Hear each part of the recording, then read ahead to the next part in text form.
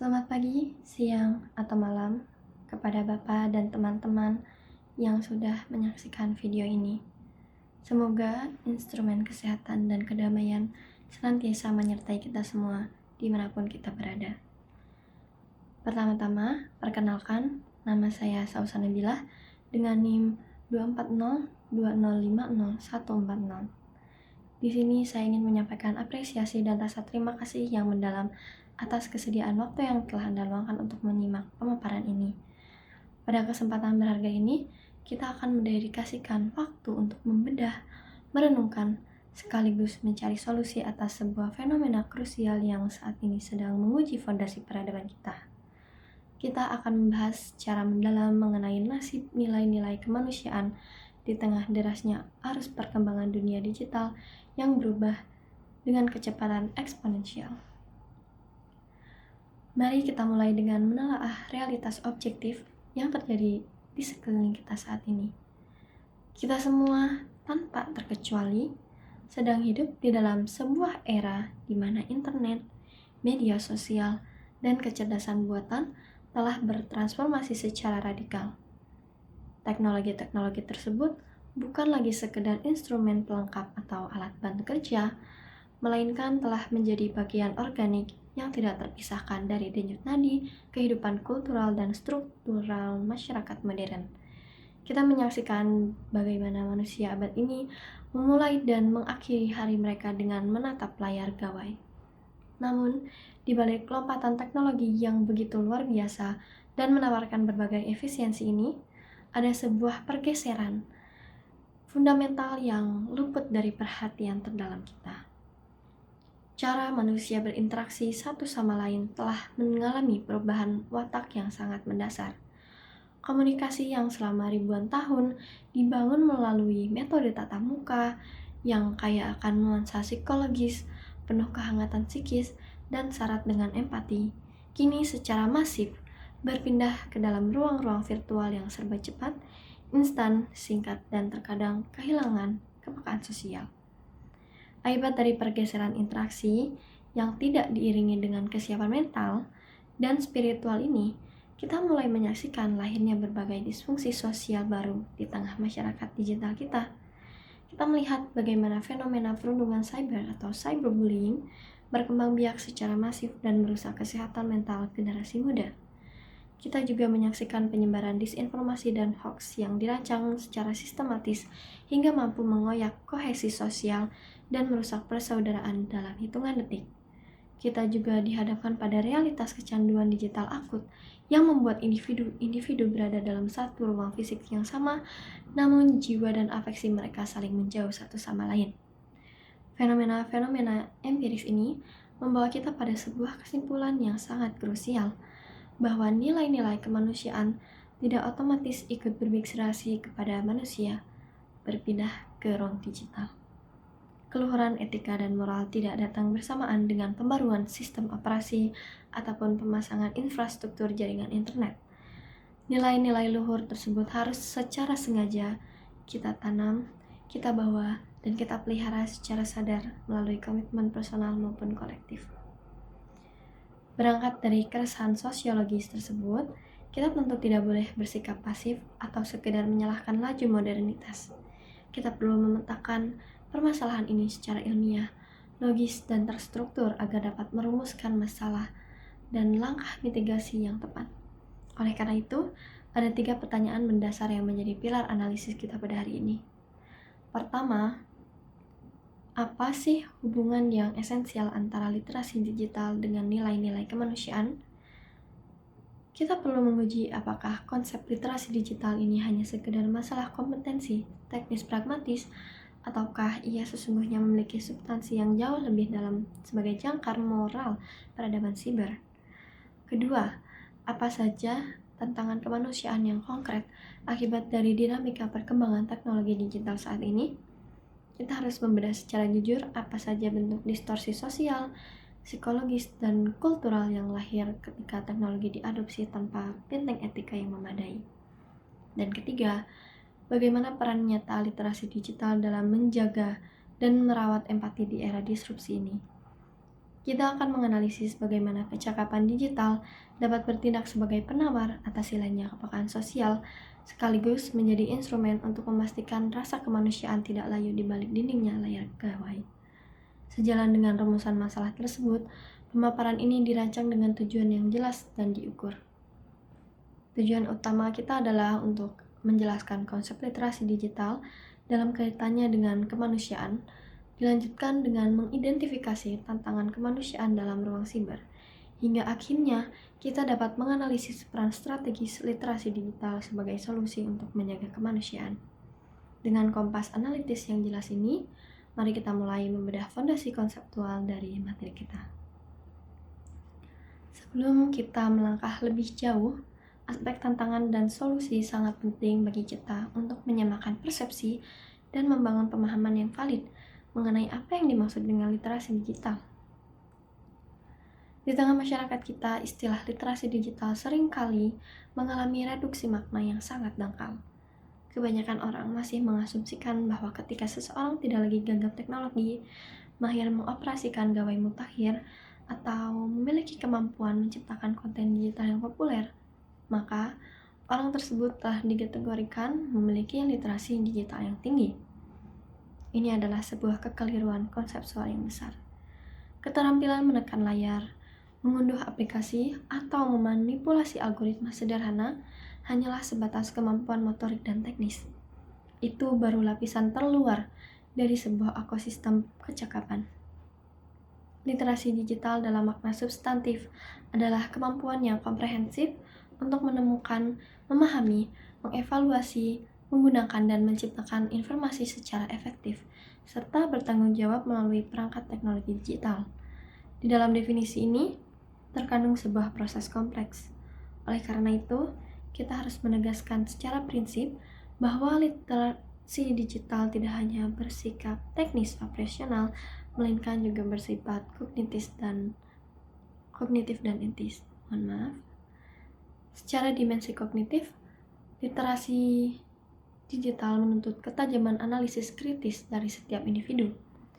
Di era banjir informasi atau information overload ini, tantangan terbesar kita bukan lagi keterbatasan akses terhadap data, melainkan ketidakmampuan memilah data. Dimensi kognitif inilah yang menjadi filter intelektual kita untuk mengevaluasi kebenaran informasi, membedakan fakta, mana yang sebenarnya objektif, atau mana opini yang bias, dan mana materi yang sepenuhnya manipulatif atau hoax. Literasi digital melatih kita untuk menjadi konsumen informasi yang skeptis konstruktif, bukan konsumen yang naif yang menelan mentah-mentah apapun yang melintasi lini masa kita. Sementara itu, pada dimensi etis, literasi digital mengikat tanggung jawab moral kita sebagai agen sosial. Ruang siber bukanlah sebuah ruang kosong tanpa hukum alam. Ia adalah ruang publik sosiologis, tempat bertemunya ruang publik sosiologis dan jutaan kesadaran, perasaan, dan harga diri manusia nyata. Dimensi etis ini memastikan bahwa kita tetap membawa nilai-nilai kesopanan, kejujuran, integritas, dan penghormatan terhadap martabat sesama manusia pada saat kita berinteraksi di dunia maya. Setiap teks yang kita ketik dan setiap komentar yang kita unggah harus dilandasi oleh kesadaran bahwa ada manusia lain yang dapat terpengaruh secara psikologis di ujung layar sana.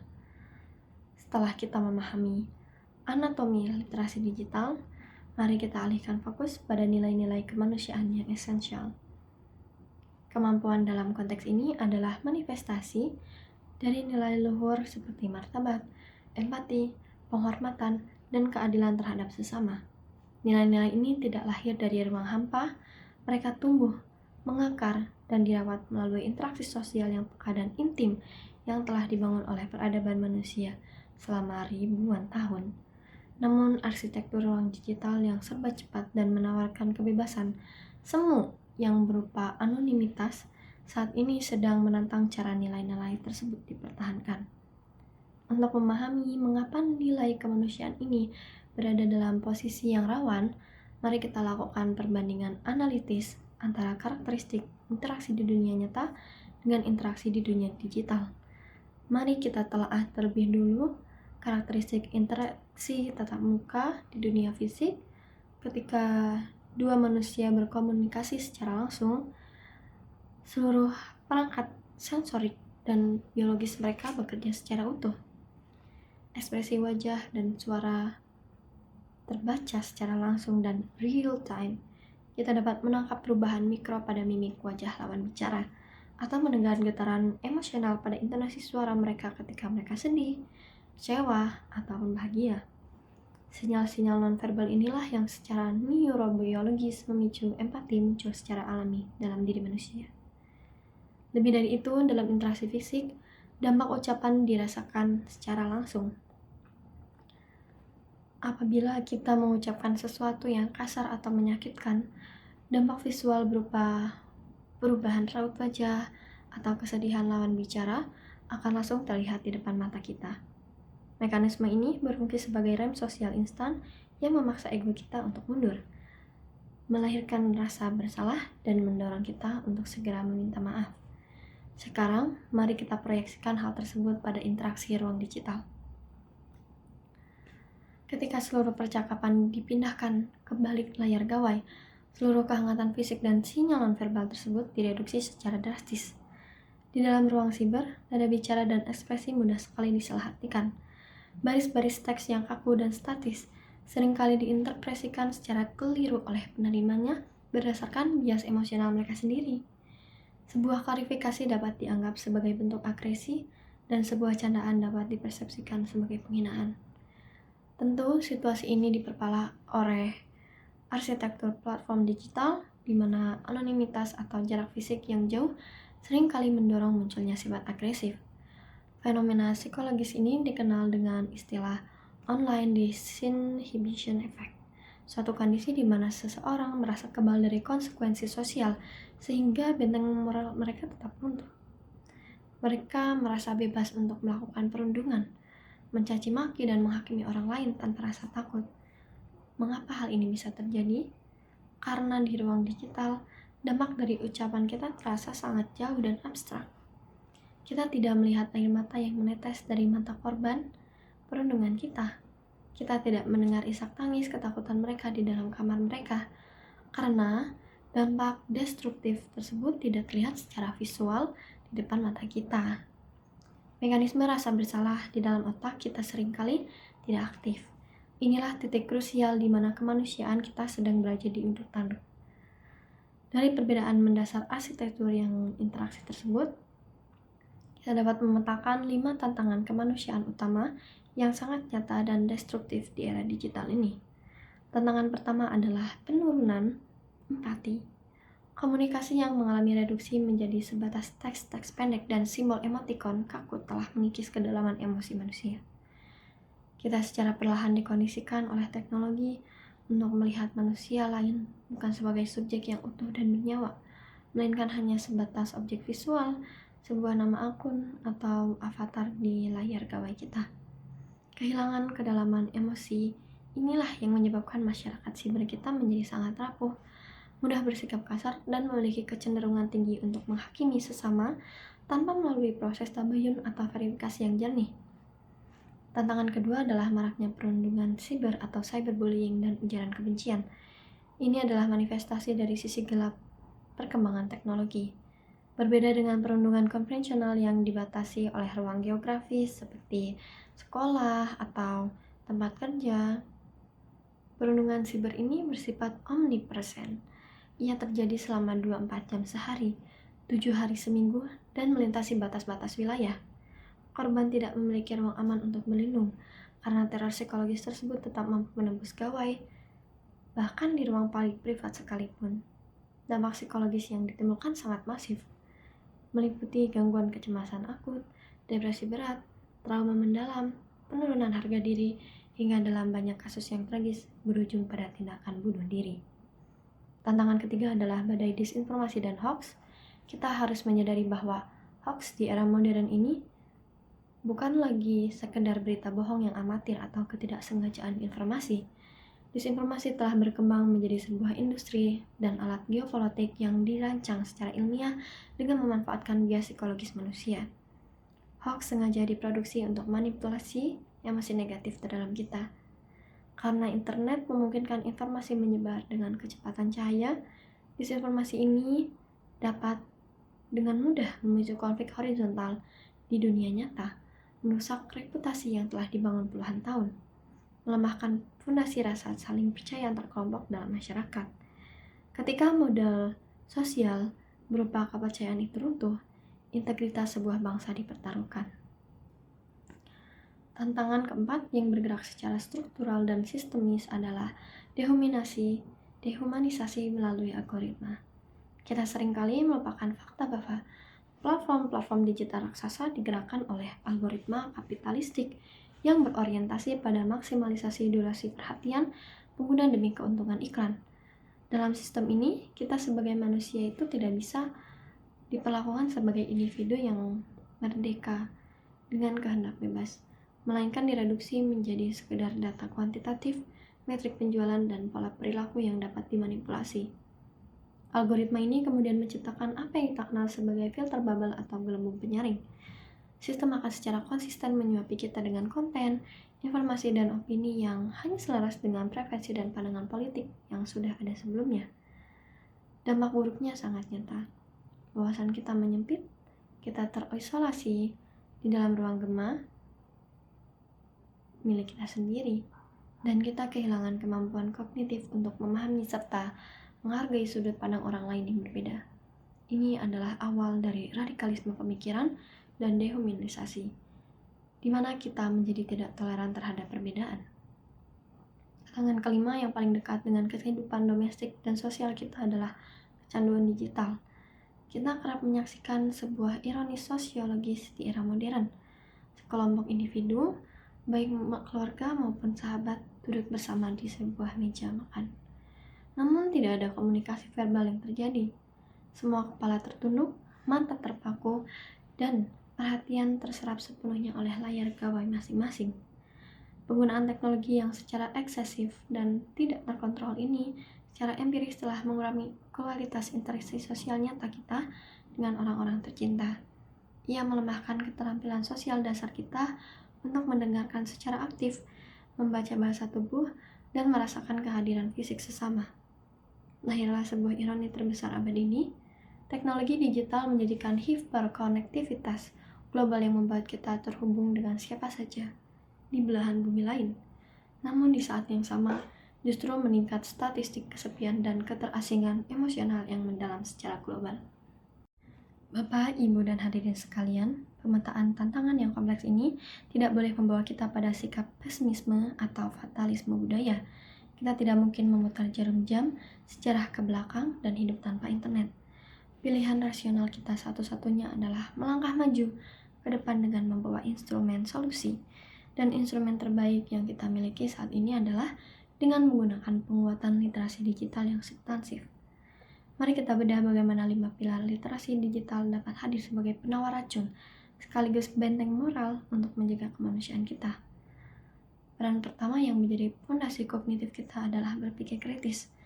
Ketika seseorang warga digital memiliki kecakapan berpikir kritis yang matang, mereka tidak akan pernah menjadi konsumen informasi yang pasif dan naif.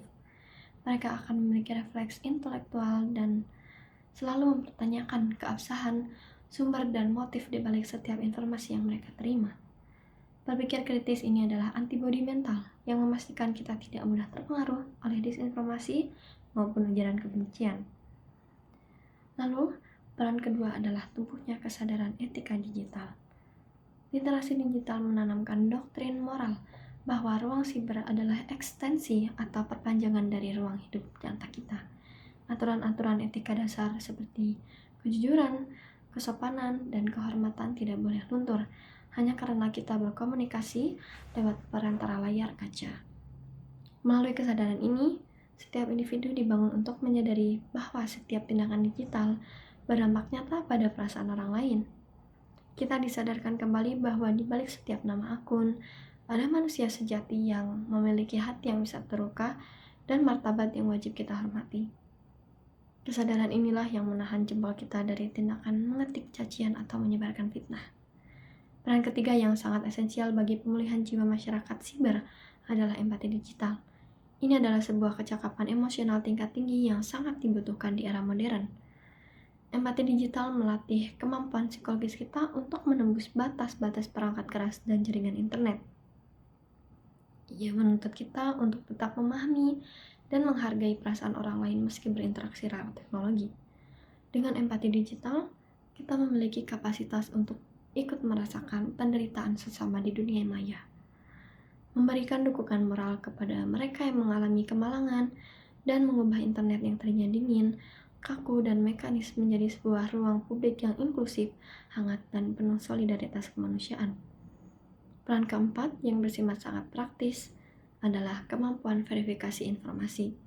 Seseorang yang literat secara digital memahami dengan sangat baik bahwa jempol mereka memegang tanggung jawab hukum dan moral yang besar bagi masyarakat luas.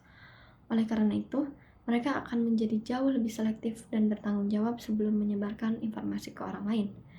Mereka menguasai instrumen-instrumen dasar untuk menguji validitas data, seperti menggunakan situs periksa fakta atau melacak orisinal sumber. Mereka memegang teguh sebuah prinsip moral. Jika sebuah informasi belum terbukti kebenarannya secara sah, maka peredaran informasi tersebut harus diputus atau berhenti sepenuhnya di tangan mereka sendiri. Peran kelima yang sangat krusial di era kecerdasan buatan dan mahadata saat ini adalah kesadaran akan bias algoritma. Masyarakat yang cerdas secara digital memahami dengan baik arsitektur ekonomi politik media sosial. Mereka sadar bahwa apa yang muncul di halaman utama beranda mereka bukanlah representasi utuh dari realitas dunia yang objektif, melainkan hasil kurasi algoritma yang dirancang untuk memuaskan selera pribadi mereka. Dengan kesadaran ini, mereka secara sengaja memilih untuk tidak bergantung pada rekomendasi algoritma dan tetap terbuka pada keragaman sudut pandang. Mereka secara aktif keluar dari zona nyaman gelembung penyaring untuk mendengarkan opini dan perspektif yang berbeda, sehingga pikiran mereka tetap jernih, adil, dan toleran terhadap pluralitas. Dari kelima pilar yang telah kita bedah bersama, kita dapat menarik sebuah konklusi akhir yang sangat fundamental, bahwa literasi digital bukanlah sekedar urusan keahlian teknis operasional. Literasi digital pada hakikatnya adalah sebuah landasan moral, etis, dan sosial bagi umat manusia. Ia adalah kompas yang menjadikan fondasi moral, bukan sekedar kemampuan teknis. Ia adalah pembeda utama antara manusia yang diperbudak oleh teknologi dengan manusia yang menggunakan teknologi untuk memuliakan kemanusiaannya. Hadirin yang saya hormati, agar pemikiran ini tidak berhenti pada tataran teori dan diskursus filosofi yang abstrak, mari kita tengok beberapa contoh studi kasus dan penerapan konkret bagaimana literasi digital ini diimplementasikan di lapangan dan terbukti membawa dampak positif bagi kemanusiaan. Contoh penerapan pertama yang sangat masif dan sistematis adalah munculnya gerakan periksa fakta atau fakta checking kolektif. Di berbagai belahan dunia termasuk Indonesia, kita melihat lahirnya kolaborasi yang sangat solid antara jurnalis profesional, akademisi, dan komunitas masyarakat sipil yang mendedikasikan waktu mereka untuk membakar hoax di internet. Gerakan kolektif ini terbukti sangat krusial dalam membantu masyarakat mengenali dan menghindari hoax, terutama pada momen sensitif seperti Milu atau krisis kesehatan.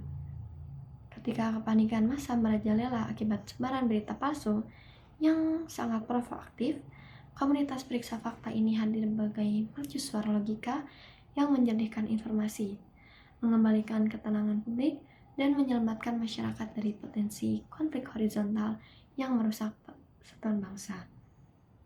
Contoh penerapan kedua yang menyentuh ranah edukasi generasi muda adalah program edukasi etika bermedia sosial di institusi pendidikan. Banyak sekolah dan universitas yang kini mulai mengintegrasikan kurikulum kewargaan digital atau digital citizenship yang ke dalam sistem pembelajaran mereka. Langkah nyata ini diwujudkan melalui kampanye di sekolah menurunkan kasus perundungan siber lewat pemahaman dampak emosional unggahan. Para pelajar tidak hanya diajari secara membuat konten yang menarik secara visual, melainkan diajak bersimulasi secara psikologis untuk memahami dampak dari sebuah komentar negatif.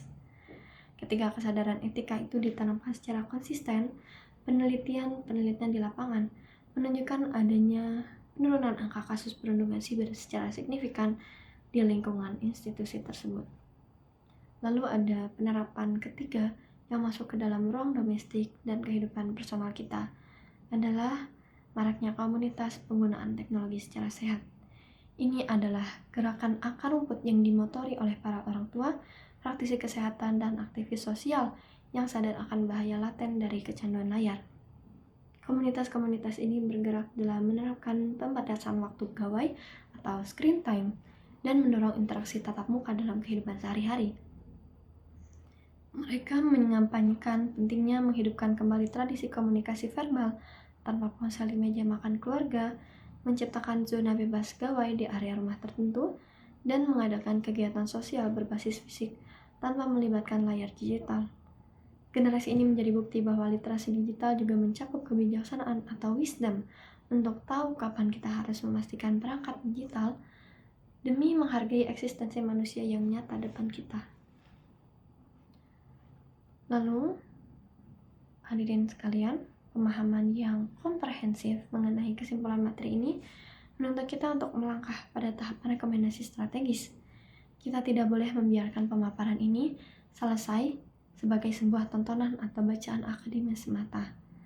Berdasarkan seluruh konstruksi pemikiran yang telah kita bangun, ada 4 saran konkret yang perlu kita ambil tindakan nyata secara kolaboratif.